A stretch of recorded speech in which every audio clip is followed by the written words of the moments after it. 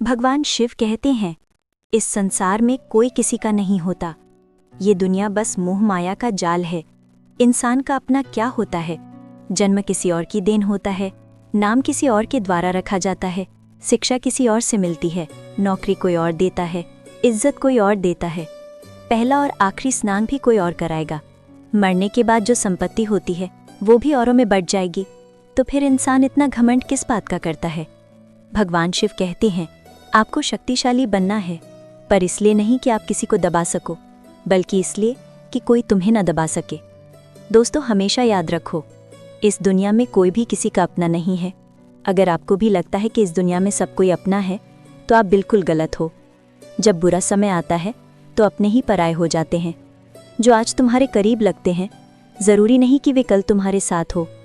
इस कड़वे सत्य को जितना जल्दी समझ लोगे, उतना ही आपके लिए अच्छा होगा। दोस्तों, वीडियो अगर आपको पसंद आ जाए तो वीडियो को लाइक करें, भक्ति अनमोल विचार चैनल को सब्सक्राइब करें। दोस्तों, बहुत समय पहले की बात है। एक गांव में एक गरीब और दुखी परिवार रहता था। उस परिवार में 7 भाई और एक बहन थी। बचपन में ही उन 8 के माता पिता गुजर गए थे, तो बच्चों ने भी जल्दी ही अपनी अपनी जिम्मेदारियां संभाल ली थी। शुरुआत में जीवन बहुत कठिन था, लेकिन जैसे जैसे समय बीता, सब कुछ उन्हें आसान लगने लगा। अब उन्होंने माँ बाप के बिना जीना सीख लिया था। वो 7 भाई और एक बहन उस गांव में बड़े प्रेम से मिलजुल कर रहते थे। सूरज निकलते ही 7 भाई शिकार के लिए जंगल की ओर निकल जाते और बहन सबके लिए भोजन बनाती थी, साथ ही घर के दूसरे कामकाज भी करती थी। 7 भाई जब दिन ढलने पर जंगल से लौटते तो वे अपने साथ तरह तरह के शिकार लेकर आते। कोई बड़ा जानवर, कोई पक्षी, तो कोई हिरण। वो 7 भाई जो भी शिकार लाते, बहन उसे बड़े प्रेम से पकाती और भोजन परोसती। सब मिलकर तृप्त होकर भोजन करते और बहन की पाक कला की खूब सराहना करते। ऐसे ही दिन बीत रहे थे। एक दिन की बात है, 7 भाई जंगल में शिकार करने गए थे और बहन रसोई में सबके लिए भोजन बना रही थी। जब वो सब्जी बनाने के लिए सब्जी काट रही थी, तभी गलती से चाकू के तेज धार से उसकी एक उंगली कट गई। उस कटी हुई उंगली से खून की धार बहने लगी। बहन घबरा गई। उसने सोचा, यदि मेरे भाइयों ने मेरी कटी हुई उंगली देख ली तो मेरे भाई बहुत दुखी हो जाएंगे, बहुत चिंतित हो जाएंगे। मैं उन्हें दुखी करना नहीं चाहती। इसलिए उसने सोचा कि अपने भाइयों से ये बात छिपा लेनी चाहिए। उसने बहते हुए खून को अपनी ओढ़नी से साफ करने की सोची, पर फिर ध्यान आया कि अगर ओढ़नी पर खून के दाग लग गए और भाइयों की नज़र पड़ गई तो वे मुझसे सवाल करेंगे और फिर मुझे सब बताना पड़ेगा। वे परेशान हो जाएंगे। फिर उसने सोचा कि दीवार पर पोंछ देती हूँ, लेकिन तुरंत ये विचार आया, अगर दीवार पर खून के निशान दिख गए तो? दोस्तों, बहन बेचैनी में इधर उधर घूमने लगी, लेकिन उसे कोई ऐसी जगह नहीं मिली जहाँ उसका बहता हुआ खून भाइयों की नज़रों से बच सके। आखिर में उसे कोई उपाय न मिलने पर उसने वो खून उसी सब्जी में पोंछ दिया, जो सब्जी वो अपने भाइयों के लिए बना रही थी। शाम को जब 7 भाई शिकार से घर लौटे तो बहन ने उनके लिए भोजन परोसा, लेकिन आज कुछ अलग ही बात थी। सब्जी का स्वाद आज कुछ अनोखा था। आज सबको सब्जी बहुत स्वादिष्ट लगी। 7 भाई अपनी अपनी उंगलियां चाटते रह गए और बहन की पाक कला की तारीफ करने लगे। अपनी तारीफ सुनकर बहन भी बहुत खुश हुई। 7 भाई दिन भर के काम करने के कारण बहुत थके हुए थे, इसलिए उस दिन जल्दी सो गए। अगली सुबह रोज की तरह 7 भाई शिकार के लिए जंगल की ओर निकल पड़े। रास्ते में कुछ दूर चलने के बाद उन्हें प्यास लग गई, तो उन्होंने पास की झील से पानी पिया और वहीं एक पेड़ की छांव में बैठ गए। बैठे बैठे वे आपस में बातें करने लगे। 7 भाई कल रात की सब्जी की तारीफ करने लगे। वे कहने लगे, ऐसा स्वादिष्ट भोजन हमने आज तक नहीं खाया। पता नहीं बहन ने उस सब्जी में क्या खास डाला था। आज घर चलकर बहन से ज़रूर पूछेंगे कि उसने सब्जी में ऐसी क्या चीज़ डाली थी जिससे खाना इतना स्वादिष्ट बन गया।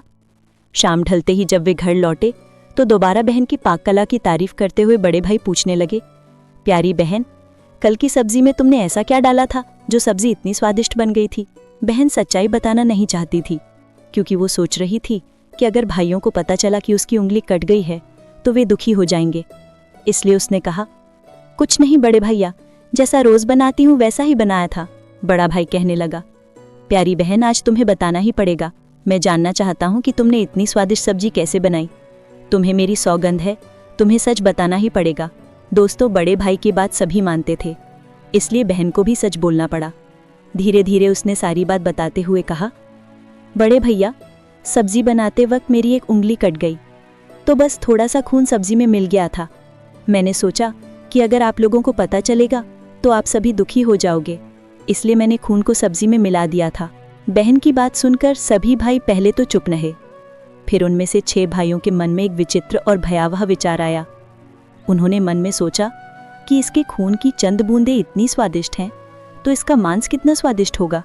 रात का भोजन करने के बाद सातों भाई सोने चले गए। सोने के दौरान सभी भाइयों के बीच इस बात की चर्चा शुरू हो गई। बड़ा भाई कहने लगा, अरे भाइयों, खून की कुछ बूंदें इतनी स्वादिष्ट हैं तो सोचो इसके शरीर का मांस कितना स्वादिष्ट होगा। बाकी भाइयों ने उसकी बात से सहमति जताई, लेकिन सबसे छोटा भाई इस विचार से बहुत असहज था। उसे ये बात बिल्कुल गलत लग रही थी। फिर भी बड़े भाई का सम्मान रखते हुए उसने कुछ नहीं कहा। अगले दिन जब सातों भाई जंगल की ओर शिकार पर निकले तो उन्होंने एक योजना बनाई कि वे अपनी ही बहन को मारकर उसका मांस खाएंगे। उनका मानना था कि बहन का मांस बहुत ही स्वादिष्ट होगा। दोस्तों, सबसे छोटे भाई को यह भयावह योजना बिल्कुल भी पसंद नहीं आई। वो अपनी बहन को बचाने के लिए बेचैन हो गया, परंतु खुलकर कुछ भी कह पाने की हिम्मत नहीं जुटा पा रहा था, क्योंकि बाकी 6 भाई एक तरफ थे और एकमत होकर उस नीच सोच पर अड़े हुए थे। सभी भाइयों ने मिलकर एक सुनसान टीले पर बांस और पत्तों से एक ऊंचा चबूतरा तैयार किया, जिसे उन्होंने चांद कहा। योजना ये थी कि अपनी बहन को किसी बहाने से उस चबूतरे पर लाएंगे और तीरों से उसकी हत्या करेंगे। इसके बाद वे उसके शरीर का मांस खाएंगे। अगले दिन बड़े भाई ने अपनी बहन के पास जाकर मीठे शब्दों में कहा, प्यारी बहन, अब तुम विवाह योग्य हो गई हो। हमने तुम्हारे लिए एक सुंदर और सुशील वर ढूंढा है। आज हम तुम्हें उसका घर दिखाने ले चलेंगे, इसलिए तुम हमारे साथ चलो। विवाह की बात सुनकर बहन का चेहरा खिल उठा। वो खुशी खुशी तैयार होकर भाइयों के साथ चल पड़ी। चलते चलते जब बहन थक गई तो उसने बड़े भाई से पूछा, बड़े भैया, मेरा ससुराल अब कितना दूर है? तब बड़े भाई ने कहा, बस अभी कुछ देर में पहुंचने वाले हैं। वो देखो बहन, यहाँ से दिखाई दे रहा है। बड़े भाई ने टीले पर बने चबूतरे की ओर इशारा करते हुए कहा, वो तुम्हारा ससुराल है जहां तुम राज करोगी। ये सुनकर बहन खुश हो गई और मन ही मन कहने लगी, कितना सुंदर है मेरा ससुराल, क्या सच में मैं यहाँ राज करूंगी? जब वे टीले पर बने चबूतरे के पास पहुंचे तो बड़े भाई ने छोटे भाइयों को आदेश दिया कि अपनी बहन को रस्सी के सहारे बांस के खंभे से कसकर बांध दो। बड़े भाई के आदेशानुसार सभी 6 भाइयों ने मिलकर अपनी मासूम बहन को बांस के खंभे से कसकर बांध दिया। अपनों के हाथों इस विश्वासघात को देखकर बहन का दिल चीख उठा। वो आकाश की ओर देखते हुए ईश्वर को याद करते हुए कहने लगी, हे प्रभु, अब तो केवल आप ही मेरा सहारा हो। मेरे अपने भाई ही मेरे प्राण लेने को तैयार खड़े हैं। इनमें से ऐसा कोई भी नहीं है जिसके दिल में मेरे लिए दया और प्रेम हो। उसकी पुकार सुनकर 7वां भाई अंदर से कांप उठा। उसे अपनी बहन की पुकार पर दया आ गई, लेकिन वो 6 भाइयों का विरोध करने का साहस नहीं जुटा पा रहा था। बहन को बांधने के बाद बड़े भाई ने सबको बारी बारी से उस पर प्रहार करने का आदेश दिया। सबसे पहले बड़ा भाई धनुष बाण लेकर अपनी बहन पर प्रहार करने के लिए आगे बढ़ा। तभी बहन ने हाथ जोड़कर करुणा भरी आवाज में कहा, मारो भैया, छाती में लक्ष्य करके मारो, तेरा तीर सीधा जंगल की ओर जाएगा। बड़े भाई ने कठोरता दिखाते हुए तीर चलाया, लेकिन उसका निशाना जो हमेशा अचूक रहता था वो आज विफल हो गया। इसके बाद दूसरा भाई तीर चलाने के लिए आगे बढ़ा। बहन ने उसके सामने भी हाथ जोड़कर वही करुल गीत गाया। उसका भी निशाना चूक गया। ऐसे ही एक एक करके 6 भाइयों ने बारी बारी से बहन पर तीर चलाने की कोशिश की, पर हर बार उनका निशाना चूकता गया। अब 7वें और सबसे छोटे भाई की बारी थी। 6 भाई उस पर दबाव डालने लगे, भाई, इस बार पूरी ताकत से तीर चलाना और बहन को एक बार में ही मार देना। अगर तेरा निशाना चूक गया तो समझ ले तू खुद नहीं बचेगा, हम तुझे मार डालेंगे। बहन ने छोटे भाई की जान बचाने के लिए अपनी जान न्यौछावर करने का निश्चय कर लिया। वो ईश्वर से मन ही मन प्रार्थना करने लगी, हे प्रभु, मेरे भाई का तीर मेरी छाती भेदने में सफल हो जाए। फिर वो करुण गीत गाने लगी, मारो भैया, छाती में लक्ष्य करके मारो, तेरा तीर मेरी छाती को भेद जाए। फिर छोटे भाई ने तीर चलाया। उसका तीर जाकर बहन की छाती पर लगा। बहन दर्द से तड़प उठी और कुछ देर पीड़ा सहने के बाद उसने अपने प्राण त्याग दिए। 7 भाइयों ने मिलकर अपनी बहन के मृत शरीर को नीचे उतारा। इसके बाद 6 भाइयों ने मिलकर अपनी बहन के शरीर के छोटे छोटे टुकड़े कर डाले। इसके बाद बड़े भाई ने छोटे भाई को जंगल से लकड़ी और पानी लाने का आदेश दिया। छोटा भाई चुपचाप जंगल चला गया। वो पानी और लकड़ियों के साथ साथ कुछ मछलियाँ और केकड़े भी ले आया। वो भीतर से टूट चुका था। क्योंकि उसके भाई बहन के शरीर का मांस बड़े शौक से पका रहे थे, परंतु कुछ बोलने या विरोध करने की हिम्मत अब भी उसमें नहीं थी। जब भाइयों ने बहन के मांस को पकाने की तैयारी शुरू की, तब छोटे भाई ने मछलियाँ और केकड़े भी पकाने को डाल दिए ताकि वो अपनी बहन का मांस ना खाए। जब चावल और मांस पूरी तरह पक चुका था, तो छोटे भाई ने चुपचाप अपने बैठने की जगह पर एक छोटा गड्ढा खोद रखा था। जब सब भोजन करने लगे, तो उसने बहन के मांस को धीरे से उस गड्ढे में डाल दिया और केवल मछलियाँ व चावल खाने लगा। बाकी 6 भाई बड़ी रुचि से बहन के शरीर की हड्डियों को चबाने लगे, तो छोटा भाई केकड़ा चबाने लगा। जब सबने बहन के शरीर का स्वादिष्ट मांस खाकर अपना पेट भर लिया, तो बड़े भाई ने छोटे भाई से कहा, झूठा साफ कर दो। छोटे भाई ने बहन की बची खुची हड्डियां और शरीर के अन्य भाग जैसे सर, पंजे, नाखून जो भी बचा था सब इकट्ठा किया और पास ही एक गड्ढे में डालकर उन्हें दफना दिया। कुछ समय बाद जहां बहन के शरीर के अवशेष दफन किए गए थे, वहां पर एक बांस का पौधा उगाया। धीरे धीरे वहां हरे भरे बांसों का झुरमुट बन गया। दोस्तों, एक दिन एक संत महात्मा वहां आए और उस बांस के झुरमुट के नीचे बैठकर ध्यान करने लगे। लेकिन ध्यान लगाते ही उन्हें एक आकाशवाणी सुनाई दी, संत दुर्गंध आ रही है, संत दुर्गंध आ रही है। यह आकाशवाणी बार बार उनके कानों में गूंजने लगी। बार बार यह आकाशवाणी सुनने के बाद संत महात्मा ने झटपट उस स्थान को साफ कर दिया। उन्होंने झुरमुट में से एक बांस को काट लिया और अपने साथ ले गए। उस बांस को तराश कर उन्होंने एक बहुत ही सुंदर बांसुरी बनाई और उसे बजाकर दिन भर लोगों के घर जाकर भिक्षा मांगने लगे। भिक्षा के बदले वे संत महात्मा लोगों को उपदेश दिया करते थे। एक दिन वे संत महात्मा उसी गांव जा पहुंचे जहां उस बहन के 7 भाई रहते थे। जैसे ही वे बड़े भाई के दरवाजे पर पहुंचे, उन्होंने बांसुरी बजाना शुरू किया। जैसे ही उन्होंने बांसुरी बजाना शुरू किया, तभी उस बांसुरी से आवाज आई, बड़े भाई के घर नहीं बाजो रे बांसुरी, दया प्रेम सब छोड़कर रिश्ते में यही दाग लगाया है, नहीं बाजो रे बांसुरी। ये करुण ध्वनि सुनकर बड़े भाई का चेहरा पीला पड़ गया। उसके पसीने छूटने लगे। कांपते स्वर में उसने अपनी पत्नी से कहा, इस योगी को जल्दी से भिक्षा देकर विदा करो और इस बांसुरी की आवाज को बंद करवाओ। उसकी पत्नी ने वही किया। उन संत को तुरंत भिक्षा देकर वहां से विदा कर दिया।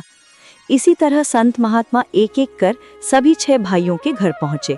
जैसे ही वे उनके घर पहुंचे, बांसुरी से वही करुण गीत बजने लगा। उन 5 भाइयों ने भी अपनी पत्नियों से कहा, इस योगी को जल्दी से कुछ भिक्षा देकर विदा कर दो। उनके मन में डर समा गया।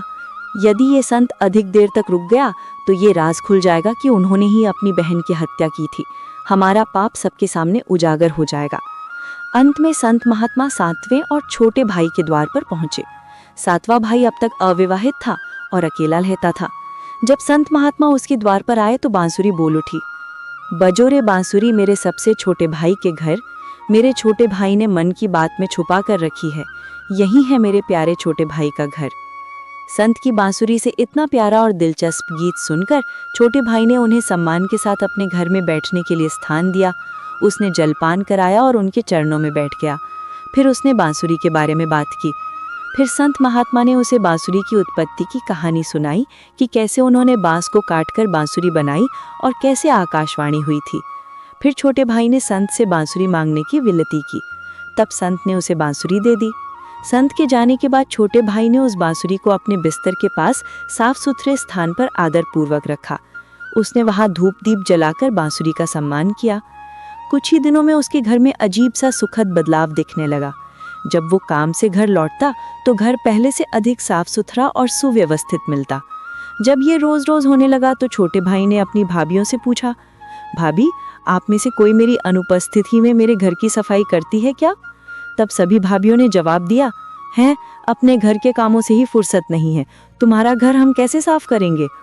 छोटे भाई ने तय किया कि वो आज छुपकर देखेगा कि उसके घर की सफाई आखिर कौन करता है।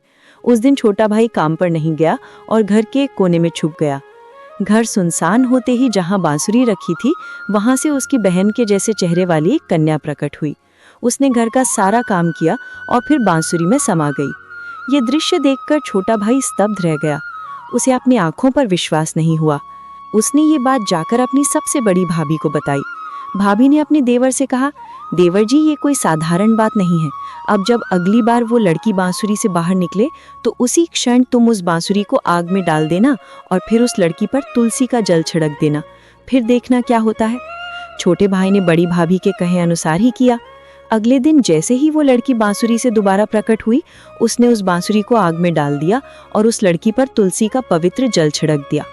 पवित्र तुलसी जल के स्पर्श से वो लड़की धीरे धीरे मानव रूप में परिवर्तित हो गई।